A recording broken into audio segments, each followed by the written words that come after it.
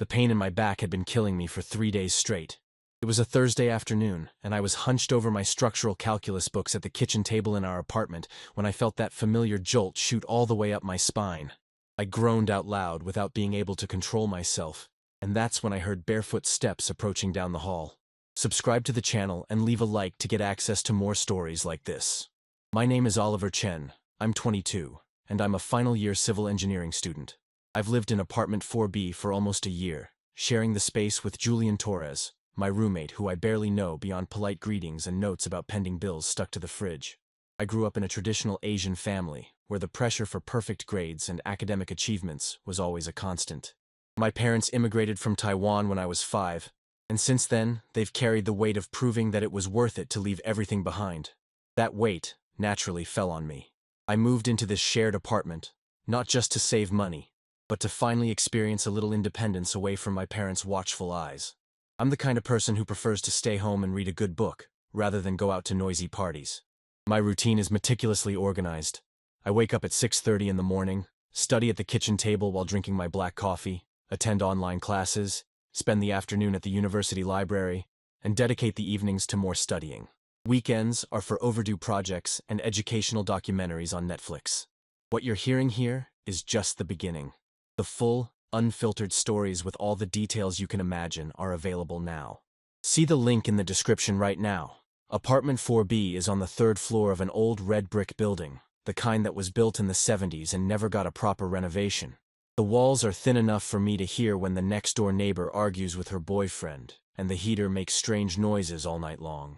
The constant smell of coffee mixes with the aroma of used books I buy at secondhand shops, and the laundry detergent I use to wash my basic t-shirts twice a week. My routine rarely varies. I wake up to my alarm clock at exactly 6:30, brew my coffee in the Italian coffee maker I brought from home, and settle at the kitchen table with my notebooks and laptop. The morning silence is broken only by the refrigerator's hum and, occasionally, by the sounds that come from the room next door. Julian waking up, the shower turning on, low music playing as he gets ready to go out. I know my roommate's routine through the sounds that permeate our apartment, but our interactions are limited. He leaves early for the university where he studies psychology, works part-time somewhere I've never bothered to ask where, and comes back late at night with groups of friends who laugh loudly in the hallway before coming into the apartment. He's popular, charismatic, the kind of person who makes instant friends wherever he goes. Everything I'm not. In the first few months of living here, we established a respectful but distant dynamic. We leave notes about electricity bills and who's going to buy toilet paper. We greet each other politely when we cross paths in the hallway, and we keep our personal lives completely separate. It works well for me, as I value privacy and quiet for studying. But this Thursday afternoon, when that sharp pain shot through my back like a hot blade, everything started to change. "Dude, you're all tensed up there," I heard a voice behind me. I turned and saw Julian standing in the kitchen doorway, wearing only a faded university basketball team t-shirt and gray sweatshorts. His brown hair was messy, as if he had just woken up from a nap, and his brown eyes were watching me with a look of genuine concern that caught me off guard. Julian Torres is 23 and he's everything I'm not. Where I'm reserved, he's outgoing. Where I prefer solitude, he thrives in crowds. He's the kind of person who lights up any room without trying, who tells jokes that are actually funny, who remembers the names of all the local grocery store employees. There are always people calling him. There are always plans. There's always something going on in his social orbit. "Want some help?" he asked, approaching a few steps. "I work part-time at a physical therapy clinic. I've learned a few things about muscle tension." I hesitated. We're not used to conversations that go beyond "good morning" and "have you seen my phone bill?" His offer broke our established pattern of polite but distant coexistence. I don't know," I mumbled, massaging my neck with my right hand. "It's really bad today." "I can see it from the way you're sitting," Julian observed, and there was something in his voice, a natural kindness that I rarely hear directed at me. "You're hunched over those books for hours. Your muscles are protesting." I studied his face for a moment. Julian always seemed like someone impossible to completely figure out, popular and social, but with a depth that only occasionally emerged in intelligent comments about movies we watched separately or books left on the coffee table. There was something comforting in the way he offered to help, without making it seem like a big favor. "Okay," I finally agreed. "Thanks." He smiled, and it was a genuine smile, without traces of the artificial politeness that usually marks our interactions. Sit up straight in the chair and relax your shoulders. I obeyed, closing my calculus book and pushing it aside. Julian positioned himself behind me, and I felt his hands gently rest on my tense shoulders. The first touch was surprisingly professional, firm but careful. "Dude, you're really locked up here," he commented, finding a particularly painful knot between my left shoulder blade and neck. "When was the last time you stretched, or did any physical activity?" "Physical activity isn't exactly my thing," I admitted, trying not to focus too much on the feeling of his hands working on my strained muscles. "I spend most of my time studying." "I can tell," Julian chuckled softly. "You leave here at 7 in the morning and don't come back until 10 at night." "Every day." I was surprised. I didn't know he paid attention to my routine. "How do you know that?" "We've been roommates for almost a year. It's hard not to notice patterns." His hands found another tense spot, and I instinctively leaned into the touch. "Besides, you make coffee really early. The smell wakes me up sometimes." "Sorry about that," I mumbled, genuinely embarrassed. "You don't have to apologize. It's a good smell. I just don't understand how you function on so little sleep." We stayed silent for a few minutes while he worked on the knots in my back. It was strange. Not just the physical sensation of the massage, but the unexpected intimacy of the situation. In almost a year of living together, this was our longest and most personal conversation. "Better?" he asked after a few minutes, his hands pausing on my shoulders. I moved my neck experimentally. The sharp pain had decreased considerably, replaced by a sense of relief I hadn't experienced in weeks. "Much better. Thanks a lot." "You're welcome." Julian took his hands away and came around the chair to face me. "You should do this more often. Basic stretching, a few walks. Your body is screaming for help." I nodded, still processing the physical relief and the strange feeling of having been cared for by someone I barely knew. "Where did you learn to do that?" "At the clinic where I work. It's a physical therapy and rehabilitation clinic downtown." He leaned against the kitchen counter, crossing his arms. "I work part-time there, helping with basic exercises and patient care. Nothing too technical, but you learn by watching the professionals." "I didn't know you worked in that field." "There's a lot about me you don't know," Julian smiled, and there was something slightly provocative in his expression. "Just like there's a lot about you I don't know." I felt a blush creep up my neck. I wasn't used to being the focus of someone's attention, especially someone like Julian, who always seemed to exist in a completely different social dimension from mine. "I'm not very interesting," I said honestly. "I doubt that." He studied me for a moment. "You're intense, focused. There's always something going on in your head. It's interesting." I didn't know how to respond to that. Direct compliments always made me uncomfortable, especially coming from people I secretly admired from a distance. "Well, I should get back to studying," I said, reaching for my book again. "Sure." Julian pushed himself away from the counter. "But Oliver, if your back starts bothering you again, just let me know, okay?" I nodded, watching him leave the kitchen with barefoot steps on the cold floor. When I heard his bedroom door close, I realized I was smiling, something rare for me on weekdays dedicated to studying. That night, for the first time in months, I was able to concentrate completely on my books without feeling back pain. Even more surprising was realizing that, even after Julian had gone to sleep, I kept thinking about our conversation, his unexpected kindness, the way his hands had found exactly the right spots to relieve my tension. The next day, Friday, our routine resumed its normal pattern. I woke up at 6:30, made my coffee, and settled at the kitchen table with my books. But when Julian walked through the kitchen on his way to the bathroom, he stopped and asked, "How's your back today?" "Better," I replied, surprised that he remembered. "Much better, actually." "Good." He smiled, and again it was a genuine smile that made me feel like we were actually friends, not just two people who shared expenses. "Remember what I told you about stretching?" A few days passed before our interactions evolved beyond polite greetings. But something had changed in the dynamic between us. Small gestures started to appear. Julian leaving extra coffee in the pot when he saw I had woken up early. Me saving leftover dinner when I noticed he was getting home late from work.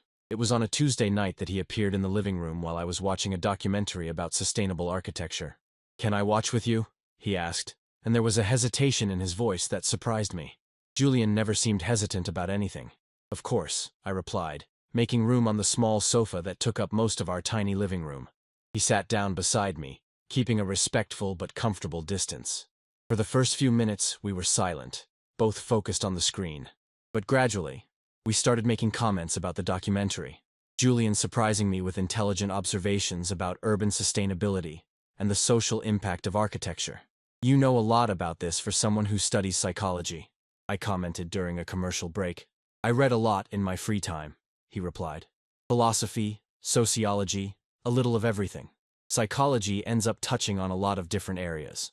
Do your parents support your choice of major? Julian laughed, but there was a bitter note in his laughter. Not exactly. They wanted me to go into law, like my older brother. Medicine would have been acceptable too. Psychology is seen as a profession for people who can't handle serious careers. I recognize the tone of family pressure. I understand completely. My parents still ask when I'm going to apply engineering to something really useful, like medicine. Asian family? Julian asked with an understanding smile. Taiwanese? You? Mexican. But the expectations are universal, apparently. We laughed together, and it was the first time I felt a real connection with Julian beyond distant admiration. We discovered that we both carried the weight of high family expectations, that we both struggled against the pressure to follow predetermined paths set by our parents. From that night on, we started watching movies together a few times a week. Julian had eclectic taste. One night we'd watch an intense psychological thriller. The next, a silly romantic comedy that made me laugh more than I should have. He'd make popcorn in the old microwave that came with the apartment, and I'd contribute sarcastic comments that made him roar with laughter. You're funnier than you let on, he observed on a Thursday, after I made a particularly biting joke about the protagonist of an overly dramatic action movie. I don't get many opportunities to show it, I admitted. Why not? I shrugged. I'm not exactly the social type. I prefer to observe rather than participate. And what do you observe about me? Julian asked, and there was something playful in his voice, but also genuine curiosity. The question caught me off guard. What did I observe about Julian? I observed that he laughed loudly during silly movies but became thoughtful during dramas. I observed that he left philosophy books scattered on the coffee table, marked with notes in the margins. I observed that he always asked about my day when we crossed paths in the hallway, even when he was clearly in a hurry. I observed that there was a natural kindness in him that extended not just to me, but to everyone around him. Delivery drivers, neighbors, store clerks. I observe that you care about people, I finally said. For real. It's not just politeness. Julian was quiet for a moment, processing my answer. And you think that's a good thing? I think it's rare. Our eyes met, and for a second there was something in the air between us, an intensity I couldn't name. But then Julian looked away, back at the television, and the moment passed. It was the following week that Julian started teaching me basic stretches. He showed up in the kitchen one Saturday morning while I was drinking coffee and announced that we were going to fix that terrible posture before I developed permanent problems. It's not that bad, I protested, but my neck was already starting to hurt again after a full week hunched over end-of-semester projects. Yes, it is. Come on, 5 minutes. I promise it'll help. He guided me through a simple series of stretches, neck rotations, shoulder stretches, a few movements to release tension in my lower back. His instructions were clear and patient, and he occasionally adjusted my posture with light but precise touches. Like this, he said, his hands resting on my shoulders to help me find the correct position for a side stretch. Feel the difference? I did. Not just the physical relief, but his careful attention, the way his fingers instinctively found the tension points, as if my body were a map he had memorized. Much better, I admitted. Let's do this every morning for a week, Julian decided. I bet you'll feel a lot better. And we did. Or at least I did. Not just physically, but emotionally too. There was something deeply comforting about starting each day with those few minutes of shared care, in Julian's focused attention, in the way he remembered small adjustments I needed from one day to the next. But along with the comfort came a growing confusion.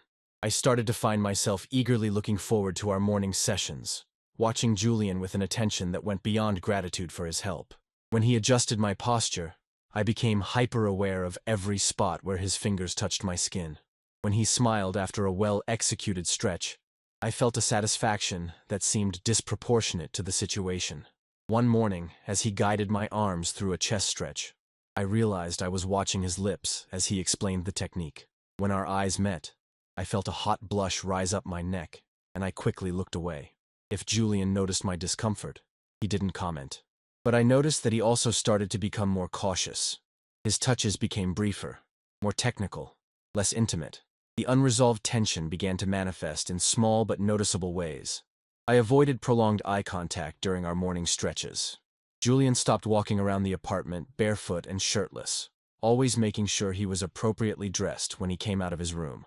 Our movie nights became less frequent, replaced by excuses about work and studying. Small conflicts began to arise. Arguments about loud music when he had friends over, irritation when I left dishes in the sink for too long, palpable discomfort when his classmates showed up at the apartment and I felt like an intruder in my own home. The situation reached a critical point on a Tuesday night. I was studying in the living room when Julian came home with 3 friends, all talking loudly and carrying bags of Thai food. They settled at the kitchen table, and the sound of their lively conversations made it impossible for me to concentrate. After 20 minutes of trying to ignore the noise, I closed my book with more force than necessary and headed to my room. "Oliver," Julian called out to me as I passed through the kitchen. "Want to join us? We ordered enough food for a small army." "I need to study," I replied dryly without stopping. "Come on, man. A break won't kill you." I stopped at the kitchen entrance and turned to face him. His friends had stopped talking and were watching me with curiosity. I felt exposed, judged, as if I were playing the part of the antisocial roommate who ruins everyone's fun. "Not everyone has the luxury of treating college like an extension of high school," I said, and immediately regretted the cruelty of my words. Julian blinked, surprised by the harshness of my tone. His friends exchanged uncomfortable glances. "All right," he said calmly. "Sorry about the noise." I felt terrible for the rest of the night. I heard his friends leave earlier than usual. I heard Julian cleaning the kitchen alone. I heard the heavy silence that settled over the apartment. The next morning, he didn't show up for our stretching session. The Friday after our conflict, Julian appeared in the kitchen while I was having my morning coffee. There was a hesitation in his movements that made me look up from my book. "Hey," he said, nervously scratching the back of his neck. "I have a proposition for you." I closed the book and faced him, waiting for him to continue. "My uncle has a cabin upstate, about 2 hours from here. It's a very isolated, quiet place. I was thinking maybe we could both spend the weekend there, take a break from the city, from studying, from all this tension." My first reaction was to refuse. Spending an entire weekend alone with Julian seemed like a recipe for more awkwardness and strange situations that I didn't know how to navigate. "I don't know, Julian. I have a lot of work to do." "Oliver," he interrupted me softly. "We can keep going like this, walking on eggshells with each other, or we can try to figure out how to make this whole thing work. We've been roommates for almost a year. We were friends for 5 minutes, and now we can barely look each other in the eye." He was right. The tension in the apartment had become unbearable. I found myself avoiding common areas when I heard Julian moving around, and I noticed that he did the same. 2 nights, Julian continued. Neutral environment, no distractions, no pressure, just the 2 of us trying to get back to normal. Normal. The word echoed in my mind. I didn't even know what normal was between us anymore. "Okay," I finally agreed. "Next weekend?" The smile Julian gave me was genuine and relieved. "Perfect. I'll call my uncle today." The week passed slowly, filled with the same strange dynamic we had developed. Excessive politeness, superficial conversations, avoiding being alone in the same room for too long. But there was an underlying anticipation, a feeling that something important was about to happen. On Friday afternoon, Julian showed up at my bedroom door with a backpack on his back and car keys in his hand. Ready for the city escape? The car ride was initially uncomfortable. We tried to fill the silence with music from the radio and occasional comments about the scenery, but there was a palpable tension in the air between us. It was only when we got off the main highway and onto the smaller roads, surrounded by tall pine trees and rolling hills, that I started to relax. "It's really isolated," I commented when Julian turned onto a dirt road that seemed to lead nowhere. "Exactly what we need," he replied. "My uncle bought this place about 10 years ago as a weekend retreat. No internet, no television, just nature and quiet." The cabin appeared after another 5 minutes of bumpy road, a rustic building of dark wood with a wide porch and a view of a small lake surrounded by trees. It was simple but cozy, the kind of place that seemed to exist outside of time. "Wow," I murmured, getting out of the car and breathing in the fresh mountain air. "It's beautiful here."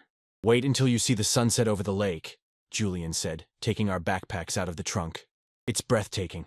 The inside of the cabin was even more charming than the outside. A stone fireplace dominated the living room, surrounded by rustic but comfortable furniture. The kitchen was small but well equipped, and when Julian showed me the bedroom, I felt a pang in my stomach. "There's only one bedroom," he explained, looking slightly embarrassed. But there are 2 single beds. I hope you don't mind. I nodded, trying to ignore the way my heart sped up at the prospect of sharing a room with Julian for 2 nights. We spent the rest of the afternoon exploring the cabin's surroundings. Julian showed me a trail that led to a small waterfall, and we walked along the lake shore as the sun began to set. The conversation flowed more naturally than it had in weeks. We talked about university, about our plans after graduation, about books and movies. You know, Julian said as we watched the sun's golden reflection on the water, I miss this. Talking to you for real. I did too, I admitted. Things got weird between us. Why do you think that happened? The question caught me off guard. How could I explain that I had developed confusing feelings for him? That every touch during our morning stretches made me hyper-aware of his closeness? That I spent nights awake thinking about his hands on my shoulders, his genuine smile, the way his eyes lit up when he talked about something he was interested in? I don't know, I lied. Maybe we just needed some space to breathe. Julian studied me for a moment, and I had the feeling that he knew I wasn't being completely honest. But he didn't push it. That night we made dinner together in the cabin's small kitchen. Julian turned out to be a surprisingly competent cook, guiding me through the preparation of a simple risotto while I took care of the salad. We worked in harmony, our movements synchronized in a way that felt natural, as if we had done it 100 times before. After dinner, we lit the fireplace and settled on the sofa with glasses of wine that Julian had brought. The alcohol made me slightly lightheaded and more relaxed than I had felt in months. Can I ask you something? Julian said after a long period of comfortable silence. Sure. Have you ever felt trapped? Like you're living the life that other people expected of you, not the one you really wanted? The question surprised me with its depth. Every day, I replied honestly. My parents sacrificed so much to come here, to give me opportunities. I feel like I owe them a version of success that might not really be mine. Julian nodded slowly. Exactly. My parents want me to be a lawyer like my brother, to have a traditional family, to follow a safe and predictable path. But sometimes I wonder if that's what I really want, or if it's just what I was taught to want. And what do you really want? He was quiet for a long moment, swirling the wine in his glass. I don't know yet, but I do know that I want to be honest with myself, even if it means disappointing some people. There was something in the way he said it, an intensity in his voice, that made me feel like we were talking about more than just family expectations and career choices. Have you ever been honest about something you knew could change everything? I asked, surprised by my own courage in asking this question. Julian looked me directly in the eyes. Not yet, but I'm thinking about it. The air between us became charged with something I couldn't name. It was as if we were having 2 conversations at the same time. One about family expectations and life choices, and another about something much more personal and dangerous. Oliver, Julian said softly, and there was something different in his voice. Can I tell you something? My heart pounded. Of course. That day I gave you a massage in the kitchen. It wasn't just because you seemed to be in pain. I felt my breath stop. It wasn't? No. It was because I wanted to have an excuse to touch you, to be close to you in a way that wasn't weird or inappropriate. The world seemed to tilt slightly on its axis. Julian, I know this might be strange for you. He continued quickly. I know you've probably never thought of me that way, but I couldn't pretend I didn't feel this anymore. My mind was racing, trying to process what he was telling me. Julian, who had always seemed unattainable, was confessing that he felt something for me. Are you telling me that? I started, but the words died in my throat. I'm telling you that I've developed feelings for you, Julian said softly. Feelings that go way beyond friendship or gratitude for sharing an apartment. And I know this could complicate everything between us, but I couldn't keep it to myself anymore. The silence that followed was deafening. I could hear my own heart beating, the crackling of the fire in the fireplace, the distant sound of crickets outside. Julian watched me with a vulnerable expression I had never seen on him before. I tried to start, but my voice failed me. You don't have to say anything right now, Julian said quickly. I just wanted you to know. I wanted to be honest, like we talked about being honest with yourself. But I needed to say something. I needed to be honest too. Julian, I finally said, my voice coming out hoarser than I expected. I couldn't pretend I didn't feel this too. His eyes widened slightly. Really? Really? I've been trying to ignore it. I've been trying to convince myself that it was just gratitude, or admiration, or whatever else. But it's not. Julian put his wine glass on the coffee table and turned completely to face me. And what is it? The question hung between us like a challenge. It was my chance to back away, to minimize my feelings, to keep our friendship safe but superficial. Or it was my chance to be brave, to be honest, to maybe discover something extraordinary. It's something that scares me, I admitted. Something I've never felt before, not this way. Something that makes me question things about myself that I've always accepted as true. Julian slowly extended his hand, giving me time to back away if I wanted to. When his fingers touched mine, I felt an electric current run up my arm. "Do you want to find out what it is?" he asked softly. I looked at our intertwined fingers, at Julian's face lit by the golden light of the fireplace, at his eyes that watched me with a mixture of hope and nervousness. "Yes," I whispered. "I do." And then he leaned in, moving slowly, giving me time to process, to change my mind, to back away. But I didn't back away. Instead, I leaned in to meet him, and when our lips touched, it was as if everything in the universe finally fell into the right place. The kiss was soft at first, hesitant, as if we were testing unknown waters. But when I realized Julian was trembling slightly, when I felt his free hand come up to touch my face with a gentleness that made my heart race, something broke inside me. I deepened the kiss, my hands finding his shoulders, pulling him closer. Julian made a low sound in his throat, half surprise, half relief, and responded with a passion that made me dizzy. When we finally broke apart, we were both breathing heavily. Julian rested his forehead against mine, his eyes closed. "Oliver," he whispered, and there was so much relief in his voice. "I was so scared you would reject me. I was scared you would think I was crazy," I admitted, still not completely believing this was happening. Julian smiled, a radiant smile that made me feel like I could conquer the world. "Maybe we're crazy together." We sat like that for a long time, touching each other's faces, exchanging soft kisses, whispering confessions we had kept for months. The fireplace crackled beside us. The wine was forgotten in the glasses, and the outside world ceased to exist. It was Julian who eventually suggested we go to the bedroom. There was no pressure in his suggestion, just the natural desire to continue this discovery in a more intimate setting. When we got to the room and saw the two separate single beds, we both laughed. "This won't work," Julian said, and we started pushing the beds together, laughing like mischievous teenagers. We lay side by side on the makeshift bed, initially just looking at each other, still processing the magnitude of what had changed between us. Julian reached out to touch my face again, tracing the line of my jaw with soft fingers. "Can I kiss you again?" he asked, and the question was so sweet, so respectful, that I felt my heart completely melt. "Please," I whispered. This time, when we kissed, there was less hesitation. We explored this new intimacy with a mixture of curiosity and growing passion. Julian's hands found the hem of my t-shirt, and when he paused with a questioning look, I nodded, helping him remove it.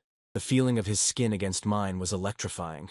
Julian traced lazy patterns on my chest with his fingers, his eyes following the movement of his hands as if he were memorizing every detail. "You're beautiful," he murmured, and the genuine admiration in his voice made me blush. "Julian," I started, but he silenced me with another kiss. What followed was a careful and passionate exploration. Julian touched me as if I were something precious, something to be discovered slowly. Every touch, every kiss, every whispered encouragement was a revelation. I discovered that Julian had a small scar on his right shoulder from falling off his bike when he was 8. I discovered that he sighed softly when I kissed that specific spot on his neck. I discovered that his eyes turned almost black when he was aroused. There was no rush between us. It was as if we had all the time in the world to discover each other, to learn each other's contours and textures. When Julian murmured my name against my skin, it sounded like a prayer, like a declaration, like a promise. The fireplace light cast dancing shadows on the bedroom walls, creating a golden, dreamlike atmosphere. The rest of the world had completely disappeared. There was only us, in this moment, in this extraordinary discovery of intimacy and connection. When we finally fell asleep, I was curled up on Julian's chest, his regular breathing moving my hair, his arms securely around me. For the first time in my life, I felt completely safe, completely accepted, completely at home. The sun hadn't even fully risen when I opened my eyes the next morning, my head resting on Julian's chest, feeling his regular, deep breathing. For an instant, I lay there motionless, as if my body was afraid of waking up from a good dream. I looked to the side and saw our belongings mixed together by the makeshift bed. our clothes carelessly thrown in a jumble from the night before. I felt a wave of peace so intense that the anxiety that accompanied me every day seemed to have forgotten to show up too. Julian was still sleeping, his expression peaceful, oblivious to the world outside. I lightly touched his face, tracing his cheekbone with the tip of my fingers, noting the detail of a small acne mark near his jawline. He grumbled, pulling me back closer, and murmured, almost asleep, "Stay here a little longer." I did. There between crumpled sheets, everything finally seemed found. The meaning of the days, the clarity about what I felt, the certainty that belonging didn't have to be complicated. After a while, we slowly got up, sharing shy smiles and lazy kisses. We made coffee together, and the strong smell filled the cabin with a comforting normalcy. There were small parts of me trying to understand how what was silent and suffocated had become something natural, palpable, every day, as if it had always been part of my routine to wake up with Julian by my side, argue about who was going to make the toast, playfully fight over the butter. As we drank coffee on the porch with our feet dangling in the air, a gentle breeze rustling the treetops, we talked about what would come next. There were no grand declarations, no theatrical promises. We both knew that real life doesn't work like in the movies, and that there was no guarantee that everything would always be easy, or that our families would understand, or that our insecurities would disappear all at once. But there was a tacit commitment to try, to be honest with each other, not to let routine, fear, or doubt separate us now that we had finally truly found each other. The drive back to the city was quiet. I shared the comfortable silence with Julian, our hands intertwined as he drove back to our apartment, the radio playing softly in the background. The everyday returned when we got home. University work waiting for us, bills to pay, dishes piled up. But everything seemed somehow easier and less heavy. Small gestures changed. Julian would pull me into a hug as he passed me in the hallway. I would leave a mug of tea prepared next to his books during late-night study sessions. At first, the care was accompanied by knowing looks and muffled smiles, like someone keeping a good secret. Later, it became part of our way of living together. As the weeks went by, I noticed the subtle transformations. The stress of exams no longer drowned me in the same way, because I always ended the day with Julian's hug and our late-night conversations. Conflicts over noise or mess turned into inside jokes, and even our circles of friends started to mix naturally. Apartment 4B hadn't changed in appearance. The walls still let in unwanted sounds, the heater still complained at night, but there was a sense of home now, of true belonging. This experience taught me more than any book or class at the university. I discovered that courage isn't the absence of fear, but acting in spite of it. That intimacy is in the details, a shared coffee, a touch in the middle of the afternoon, the sound of the other's laughter filling what was once silence. And that life, in the end, is made of these small but powerful moments, where we allow ourselves to truly feel. Our story, unlike what I imagined, didn't have abrupt endings or forced separations. It was about discovery and acceptance, about building together and keeping the rhythm of routine, but now with space for the unexpected, for spontaneous affection, for a beautiful improvised life together that only those who love understand. I can't guarantee the future, but I can state, with the certainty of someone who has finally found his place, that it was worth it to step out of my comfort zone and be honest with myself, and especially with Julian. What you're hearing here is just the beginning. The full, unfiltered stories with all the details you can imagine are available now. See the link in the description right now. If you've made it this far, breathe. Maybe the hardest thing is really taking the first step towards something new. And if you liked this real story of courage and rediscovery, leave a like, subscribe to the channel, and share in the comments if an unexpected encounter has ever changed your life too. See you in the next episode, because life, just like a good story, always holds unexpected twists for those who are brave enough to feel.